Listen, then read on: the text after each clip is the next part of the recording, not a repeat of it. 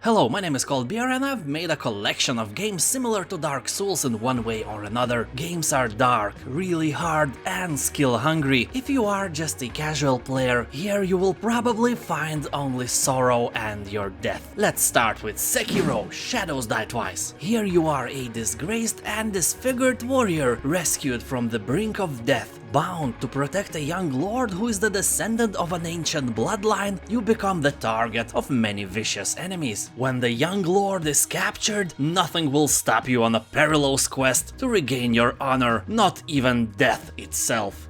Yeah, except death will definitely stop you many times. Keep in mind that Sekiro is the creation of the same developers as the Souls games. Here you will explore late 16th century Sengoku Japan, a brutal period of constant life and death conflict as you come face to face with larger-than-life foes in a dark and twisted world. You will unleash an arsenal of deadly tools and powerful ninja abilities while you blend stealth and visceral head-to-head combat in a bloody confrontation. Game is really hard, but as the Japanese say, meaning that perseverance is better than defeat. Blasphemous. Here you will play as the Penitent One, a sole survivor of the massacre of the Silent Sorrow. Trapped in the endless cycle of death and rebirth, it's down to you to free the world from this terrible fate and reach the origin of your anguish. You will explore this nightmarish world of twisted religion and discover its many secrets hidden deep inside. You will learn devastating combos and brutal executions to smite the hordes of grotesque monsters and giant creepy bosses, all ready to rip you apart limb from limb. You will find and equip various relics, rosary beds and prayers that call on the powers of the heavens to aid you in the quest to break your eternal damnation. This game is a true work of art. I don't think that any of you will argue with me about that. Art-wise, this is one of the best examples of Metroidvania and Soul genre collision. Interesting thing is that major influence of Blasphemous story and design was religious art of City of Seville in Spain, and also works of famous Spanish painters, especially Francisco Goya, and his 200-year-old painting called A Procession of Flagellants. Goya was making creepy paintings throughout all of his career. Can you imagine how he goes to a friend and brings him, in example, this as a present? Hey man, this is called the Laughing Woman. I made it for you. Please, hang it in your living room. Ashen. This Souls-like game has a charm. World of Ashen is artistically beautiful. Together with amazing music, it will completely engulf you in its world. But not for too long. Sooner or later you will start to notice that enemies, besides looking a bit different, has the same attack patterns and game will start to feel repetitive. If you are a hardcore player, this game is probably not for you. Boss design is pretty poor if you compare it with other Souls-like games. Also, it looks like all bosses have nearly the same attack moves and are too easy to beat. But if you're a casual traveler through this unforgiving world of Souls-like games who just want to glimpse into Soulsborne genre, it may suit you well. Just forget the co-op option. As people talk, you won't make it work without the help of Google, and even after that you'll experience some issues, because if you die in the middle of a game, oh, good luck syncing with your friend again. Nioh. As developers say, here in the age of samurai, a lone traveler lands on the shores of Japan. He must fight his way through the vicious warriors and supernatural yokai that infest the land. Combat in-game is fast-paced, it's a forbidden land for slow thinkers, but the difficulty is pretty much the same as in the Dark Souls. Although you will need about 10 to 20 hours to unfold the controls riddle, some players talk that even after rebinding every key, it will take a lot of time until you feel like a true combat god. If you love action RPG games where you can loot stuff and the difficulty of the game is not something that scares you, this may be the game you're looking for. Or as the Japanese say, Bakawashina nakia naoranai, meaning only death will cure the fool out of you. Haha. Also, Nioh 2 was released recently, but I do recommend playing first part and only then put your filthy fingers on the second incarnation. The Surge duology. A catastrophic event has knocked you out during the first day on the job. You wake up equipped with a heavy-grade exoskeleton in a destroyed section of the complex. Robots gone haywire, insane augmented co-workers and rogue AI. Everything wants you dead. So typical in this genre, here you will target and slice specific limbs of your foes, with an original loot system where you loot what you dismember, equip, upgrade and craft new weapons and armor sliced from enemies and make yourself stronger through a fresh take on leveling up. But basically the main thing is the genre. After zillions of fantasy-like Souls-like games, science fiction really kicks ass. Also, I like science fiction. Anybody got a problem with that? No, it's great. Bloodborne.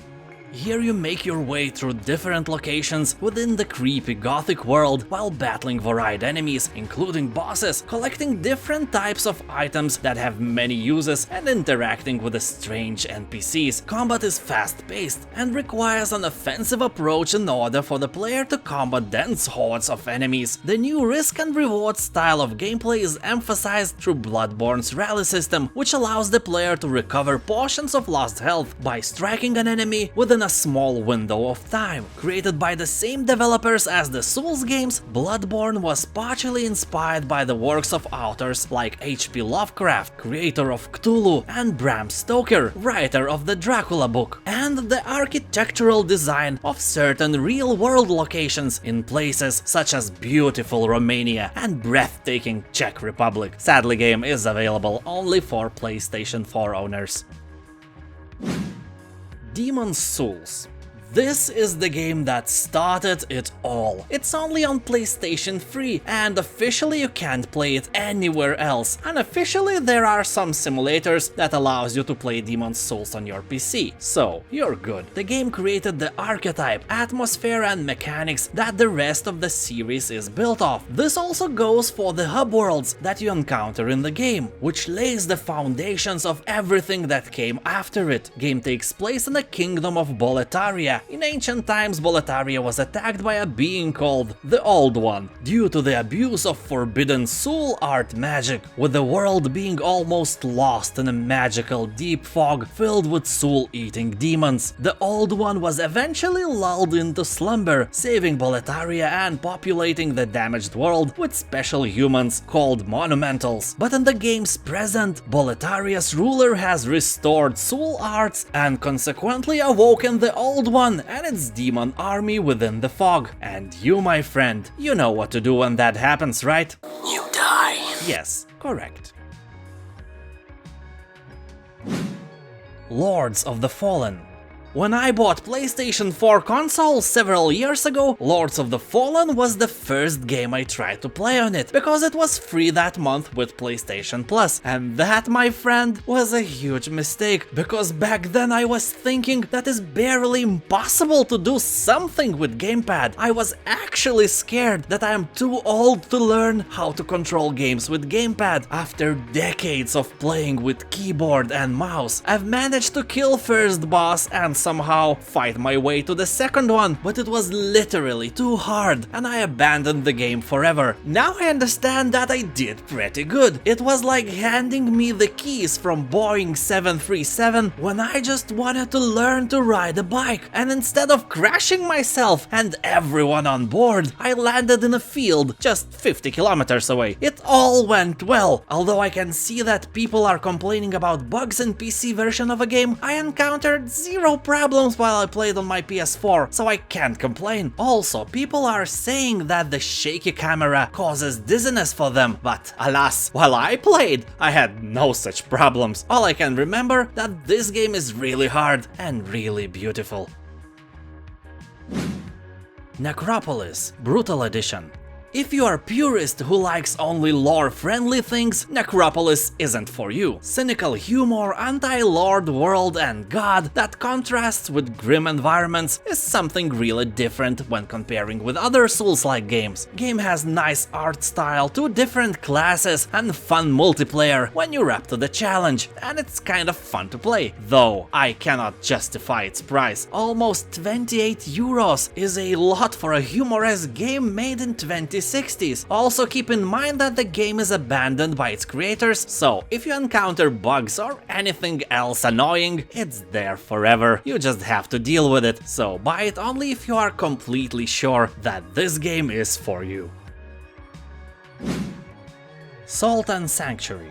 A doomed sailor is shipwrecked on an uncharted island in fog-shrouded valleys, where grinning mossy corpses cling to rusted arms. Shambling figures begin to stir. Beneath crumbling salt-worn structures, creepy passageways lead to unspeakable evil, long forgotten by man. Game combines fast and complex 2D combat with RPG mechanics. Discover, craft, and upgrade over 600 weapons, armor pieces, spells, and items as you explore a cursed realm of forgotten cities, blood-soaked dungeons, and desecrated monuments. Combat is fun and fluid, makes you want to try new styles and builds, although there is no real way to respec your skill points. Monstrous bosses in some points are even more terrifying than in Souls games. Artists of Salt and Sanctuary have really vivid imagination.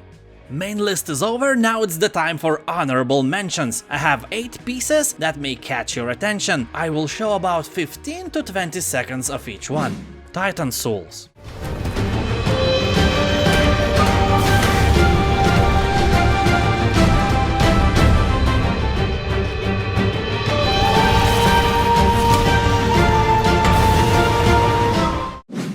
Hyper Light Drifter.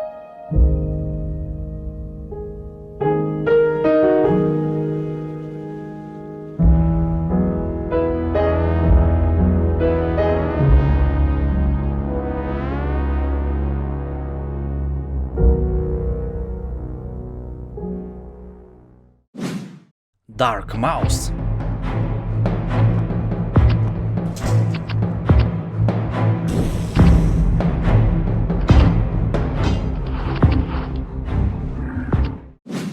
Death's Gambit.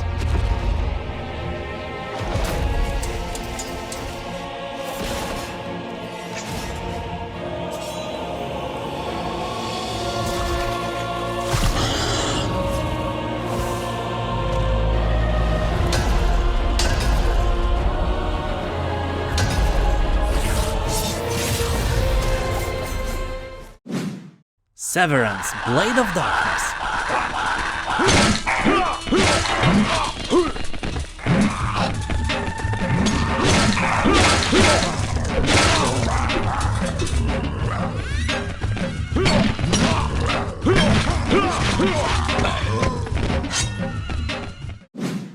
Hollow Knight.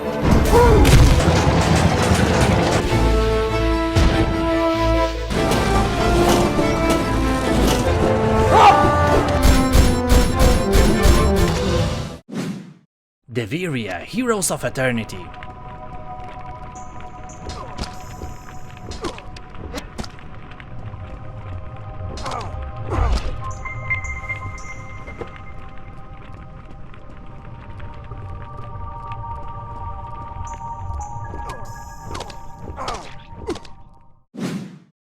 Code Vein.